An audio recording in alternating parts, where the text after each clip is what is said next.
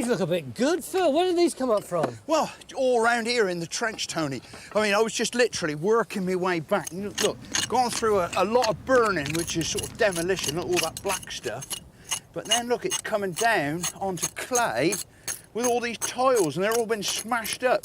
It's not a floor that's actually laid, but they've broken it up and used it as a foundation for another floor. But we've got all those gorgeous tiles. What do you think these tell us? Well, I mean, I think in terms of date, they're probably 14th or maybe even early 15th century, but they're really quite posh tiles. I mean, this one's particularly fancy. We've got a bit of a lion on there. It's been chopped off there, but that should be the lion's head, and we've got the rest of his body there. But this piece in the corner is very telling. This should be part of a bigger decorative scheme from a very posh floor. Now, I was saying it was over there somewhere. The posh bit there, the posh bit's yeah. over there. But it looks as though the posh bit's actually over on this part of the site. It's the dying moments of day 3, and now the wall trench is adding to the torrent of tiles. Oh, wow. Cool. Look at that. Yeah. Back in the new field, the hole is only a metre deep, and there's no sign of the bottom of the alluvial layer. I think we ought to go back and leave Helen to it. Yeah. It's not my turn anymore. John, it's your turn. Pardon? It's your turn to dig. Come back. Good to see a woman work, isn't it? Phil, look, we've got one from the other trench now. It's a shame it's broken, isn't it? Oh, yeah, and yours aren't, are they? Yeah. They're not, though, You're so competitive. What do you think this means? Surely it doesn't mean that there's a huge floor extending across the 2 trenches, does it? No, I mean, they're redeposited from here somewhere, but none of them are in situ at the moment. Unfortunately, we're not going to find either the floor or the building that these lovely tiles came from, because we've just run out of time. It's caused us a lot of problems, this site, hasn't it? Half the time we thought that the posh bit was up there, and then we thought it was down there, and then we thought the whole thing was facing in this direction, and then in the other direction. Can we say now what the Grange would have looked like on the ground? I think so, actually, Tony. But perhaps if we do it on this plan, that's the best thing. You know the big wall that we've been banging on about for the past... 3 days. For 3 days, admittedly, running through here. That's actually running through like this. Yeah.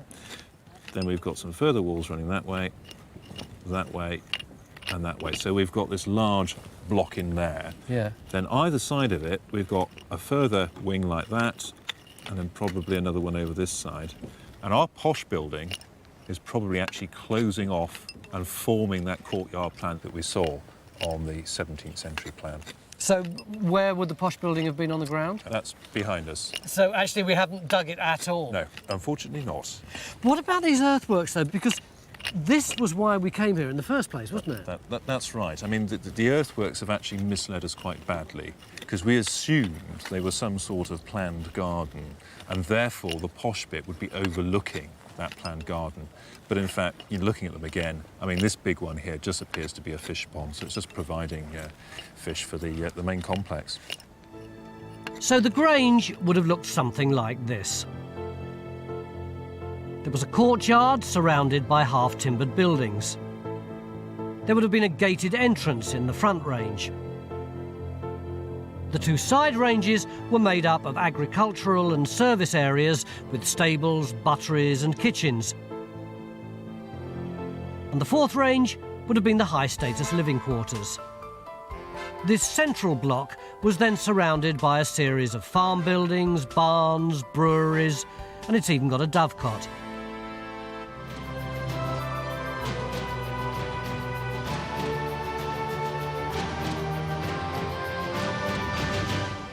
This is now legally and officially a hoard. Pretty good trench, Mick.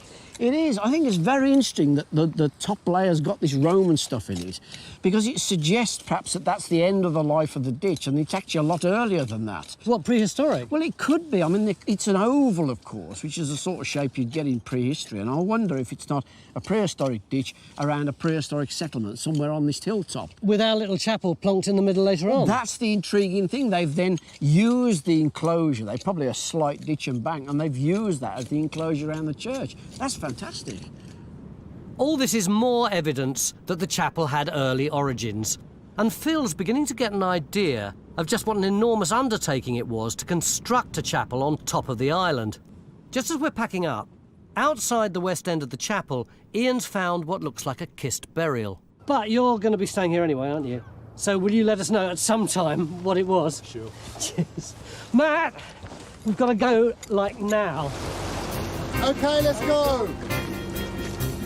Even as we're loading onto the boat, another kist burial emerges from under the south wall. Cheers, mate.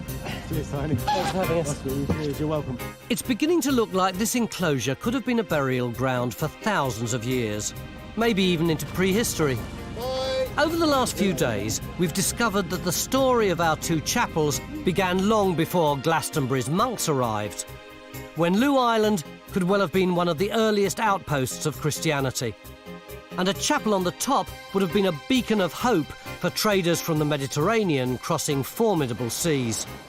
Sometime later, another chapel was built on the mainland, at the same height, looking to the island, with our reliquary box at the altar for pilgrims to visit. And eventually, in the 12th century, Glastonbury's monks rebuilt both the chapels as a sort of St Michael theme park. Over the last 3 days, we've just scratched the surface of this magical island, which has been a very special place going way back long before Christianity.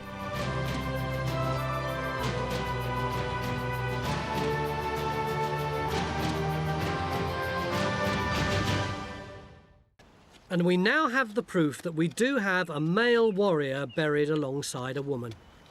You can see where Jackie's pointing out. Yeah. The button on the top of a shield boss. So that the hand would grip under there and the board would come out here and get tipped down into the ground there. How fantastic.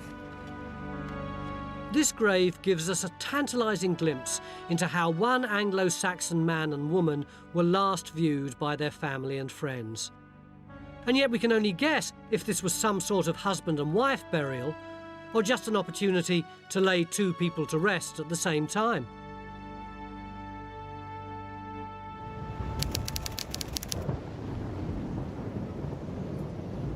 We now have only a few hours left of day 3. But with storm clouds looming, the whole dig looks under threat of grinding to a halt. Cool, Matt, have you been upsetting the gods? It's getting pretty bad, isn't it? Yeah.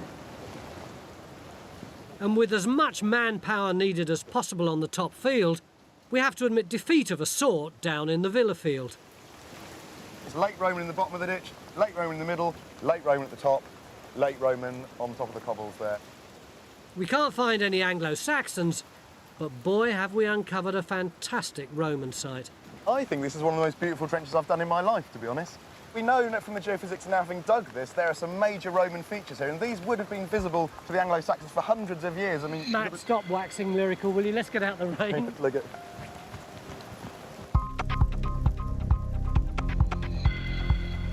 The Roman archaeology we've uncovered down here is bigger and more complex than we could ever have expected. But any further investigation will have to wait for another day. You need a medal. Because we've got our hands full with the cemetery. Clean the whole thing up, chop some square up the sections, and have another go there, really hit it, make sure. In fact, at the last count, we still need to sort out 5 burials and a funeral. Rakshar's no longer with us. She's just ashes to ashes, dust to dust. But we want to keep her memory alive, don't we? So, Sam, you've created a sort of Anglo-Saxon epitaph for her. That's right. It's simulated in the Old English style, which would be a very important function of the poetry in a basically a society that values poetry as its central medium. And a bit like the Queen Mother's funeral, there was a great declamation of her titles and achievements. In Rakshar's case, of course, it's her supreme skills as an archaeologist, although archaeology is a modern word, so the equivalent, I reckon, in Old English is... Digger lady. Yes. I love this phrase you've written after it, sharp shovel wife. Yes, again, this is a formulaic style. And for the actual delivery, of course, our senior man here and an absolute natural for the part is, of course, our dear old Uncle Phil. Why is he a natural? Well, because with that natural Wiltshire accent, you've got a voice there that is closer to the authentic Old English dialect than my more posh southern accent. I wish that stone wasn't there on the...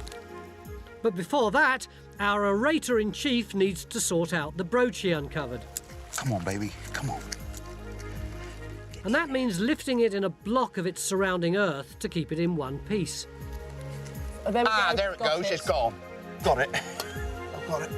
And all that effort's worth it. Because back in the conservation lab, the brooch, now heavily taped to hold it together, is revealed as a fragile but gobsmacking work of art. It's pretty impressive, eh, Phil? It's amazing. And it looks as if it's pretty well all survived. Oh.